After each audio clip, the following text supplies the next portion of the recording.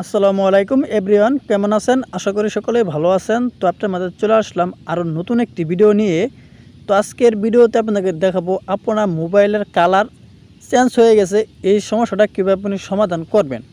তো আমাদের অনেকের মোবাইলে দেখা যায় আমাদের মোবাইলে যে কালারটা ছিল আগে, সেই কালারটা চেঞ্জ হয়ে গেছে এবং কি কালো কালার হয়ে গেছে। তো আমরা যখনই ভিডিও দেখতে যাই বা ইউটিউবে, টিকটকে বা যে কোনো জায়গায় আমরা কোনো কিছু করতে যাই, আমাদের কালারটা কিন্তু চেঞ্জ হয় না। এবং কি আমাদের যে মোবাইলের সফটওয়্যারগুলো আছে, সমস্ত সফটওয়্যারগুলো কিন্তু চেঞ্জ হয়ে গেছে। এক কথায় বলতে আমাদের মোবাইলে আগে যে কালারটা ছিল সেই কালারটা কিন্তু এখন বর্তমানে নাই, কালারটা পুরো কালো হয়ে গেছে। তো এই সমস্যাটা কীভাবে আপনি সমাধান করবেন তার পুরো প্রসেসটা আজকের এই ভিডিওতে দেখিয়ে দেবো। তো ভিডিওটা কেউ স্কিপ করবেন না, স্কিপ না করে সম্পূর্ণ প্রসেসটাই দেখে থাকুন, তাহলে বুঝতে পারবেন। তো কথা আর বাড়াবো না, এখন চলে যাবো ভিডিওর মূল পর্বে। চলুন ভিডিওটা শুরু করা যাক। তো মোবাইলে কালার চেঞ্জ হয়ে গেলে তো এটা আপনি কীভাবে সমাধান করবেন, এটা সমাধান করার জন্য আপনি প্রথমে চলে যাবেন মোবাইলের সেটিংসে। তো আমি আমার মোবাইলের সেটিংসে চলে আসলাম। সেটিংসে চলে আসার পর এখানে আপনি পাবেন সার্চ বক্স।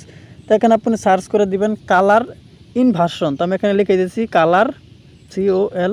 তো আমি এতটুকু লিখে দিলাম। দেওয়ার পর এখানে দেখছেন লেখাটা কিন্তু চলে আসছে কালার ইনভার্সন। তো এখানে আমি ক্লিক করে দিব।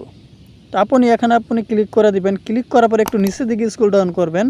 করার পর এখানে আপনি দেখতে পারতেছেন কালার ইনভার্সন নামে একটি অপশন আছে। এখানে কিন্তু এটা বন্ধ করা অবস্থায় আছে আমার, আপনাদের ক্ষেত্রে কিন্তু এরকম চালু থাকবে। তো এই যে আপনাদেরকে এটা বন্ধ করে দিতে হবে। বন্ধ করে দিলেই কিন্তু আপনার এই সমস্যাটা কিন্তু সমাধান হয়ে যাবে। তো আবার একটু ভালো করে দেখে নিন কালার ইনভার্সন, এটা যদি আপনার অন করা থাকে তাহলে কিন্তু আপনার মোবাইলটা পুরোপুরি কালো হয়ে যাবে এবং কি কোনো কিছুই আগের মতো থাকবে না। তো এটা যদি আপনি অন থাকে, এটাকে আপনি এখনই বন্ধ করে দিন, তাহলেই দেখতে পাবেন আপনার এই সমস্যাটা সমাধান হয়ে যাবে। তো এই ছিল মূলত আজকের ভিডিও। আজকের ভিডিওর মনে বুঝতে পেরেছেন। তো আজকের ভিডিও যদি ভালো লাগে অবশ্যই একটি লাইক করে দিবেন, আর প্লিজ আপনার মূল্যবান মতামত কমেন্ট বক্সে জানিয়ে দিবেন। তো সবাই ভালো থাকুন, সুস্থ থাকুন, খুদা হাফেজ।